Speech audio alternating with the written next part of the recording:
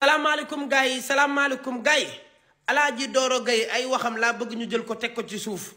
lu jëm ci Kalala ak Racky nan ko teg ci suuf Doro Gaye Kalala ak Racky Aïdara la yemale ñoom ñaar ñëpp la bëgg te Doro nit ku baax la nit ku bëri kersa la nitu sutura la borom social la ku baax la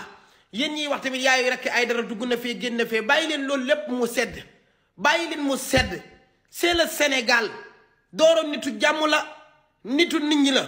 wax ji laa bëgg mu arrêté wax ji laa bëgg mu jeex ci internet bi wax ji laa bëgg mu fay ñu bàyyi tuuru Doro Gaye bàyyi Racky Aïdara bàyyi Kalala toppkatu kaa yi am nga lu ngeen doy